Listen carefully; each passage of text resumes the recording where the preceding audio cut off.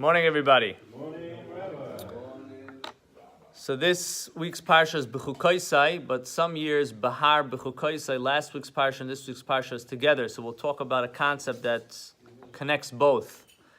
Bahar is the mountain, but in the Torah it says Bahar Sinai, Mount Sinai. But the name of the portion is Bahar. And this week's parsha is B'chukoisai, which means to go my ways. So in both of the portions, there's a similar theme that there is a very strong connection that we have to God. So in the previous parsha, it says Bahar, in the mountain. Well, what is a mountain? A mountain means nothing. You should really say Sinai. The name of the parsha should be Sinai, Mount Sinai. That's where we got the Torah.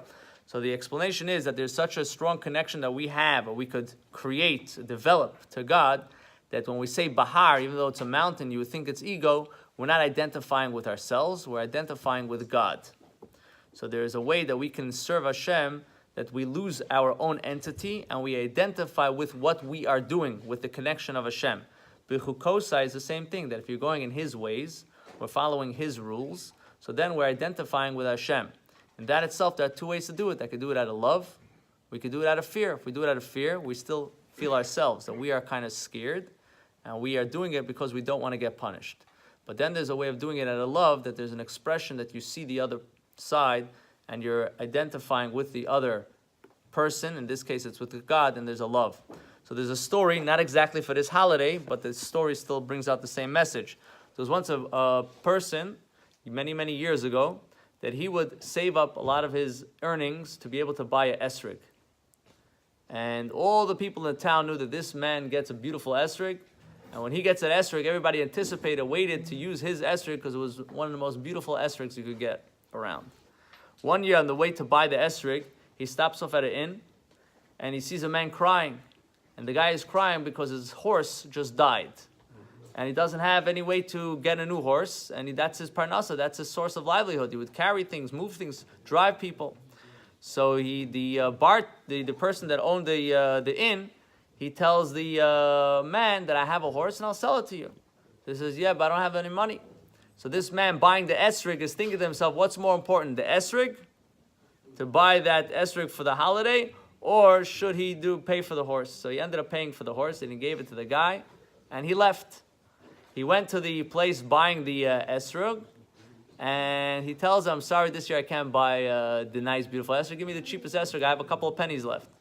So he bought a very simple esrog. He comes back home and he tells his wife, this year I'm skipping town. I'm not going to be home for the holiday because I don't want to have any embarrassment. Everybody's going to look at my esrog. They're going to say, Peh, what's this? So he went to a different town. In a different town, he stayed for the holiday. Two great Hasidic masters were there. And when one of them walks in, tells the other one, I smell an aroma of Eden, of a higher level, something very spiritual in here. What's going on? They said, I don't know. After prayer, we're going to investigate. So after the prayers, they went around and they stopped by this guy, say, there's something you have that's very special.